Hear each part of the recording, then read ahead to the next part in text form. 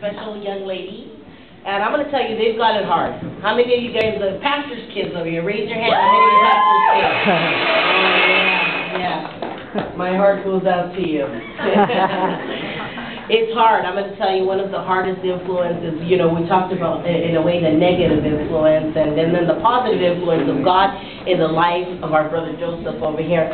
But I do want to talk about just a little bit how the influence of doing something good could just sometimes burden some people, and how that influences even our attitudes and our churches and even our self-esteem. I want you to welcome with me a pastor's daughter. Her name is Kenan.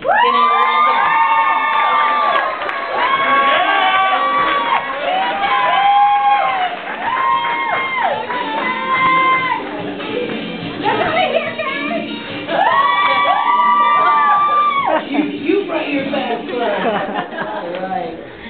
Oh, Kenan. Kenan is yeah, go ahead.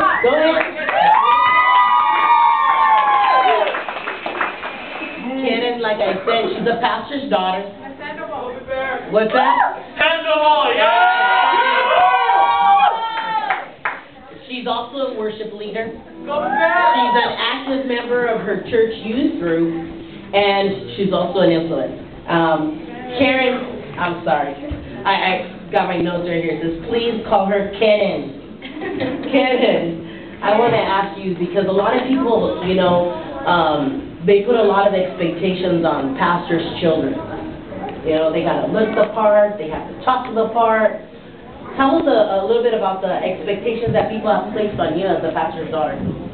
Well, from my experience, mostly the brothers from the church, brothers and sisters from the church. What church is this at?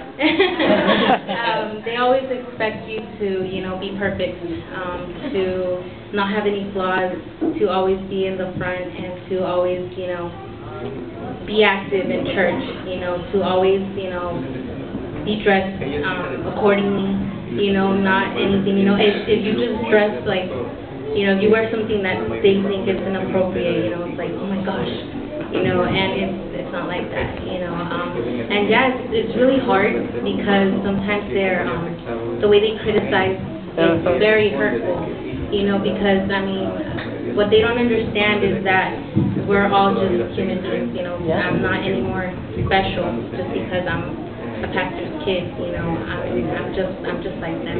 So you can't walk on water? No. No, you can't walk on water. Not yet?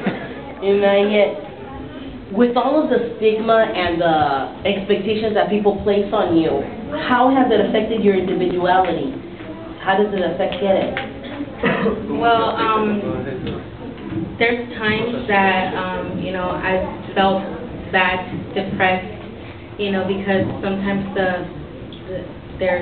the way they judge, sometimes it gets to a point where it hurts you, you know, and in that way it has affected me, you know, but I've come to realize that I don't have to please them, you know, because, you know, the only one that I have to please is God, you know, and what they say, it doesn't really matter, you know, as long as I'm okay with God, I think that's, you know, that's the best part, and that's all that matters. Yeah, you're right. Yeah! You mentioned depression. You know, I'm going to tell you that depression is the art of other people pressing on you until they break you. That is depression, where people are constantly on you or expectations are placed on you. And normally, anybody that hears that a Christian is depressed thinks that they're not Christian. Tell us a little bit of how you're still a Christian and you're depressed. Well, I mean, you know, when I feel depressed, you know, I talk to God, and I mean, I talk to, like, people from the church, you know, people that I feel comfortable with, and I'm still a Christian, you know, no matter if I'm depressed or not, because we all have feelings, you know, and it's not bad to feel depressed, because, I mean, we all share the same feelings, you know, and so I think it's something natural, you know, and I think that God is the one that can help us, and I mean, that doesn't make me less of a Christian to feel that way. Oh, you're right. It doesn't make you less of a Christian. David was depressed all the time in the Bible, you know, that's why he wrote those beautiful songs, asking for God's help and understanding. And I'm going to tell you, Karen, that it takes a lot of courage for you to be able to be here and express with complete honesty what you're talking today.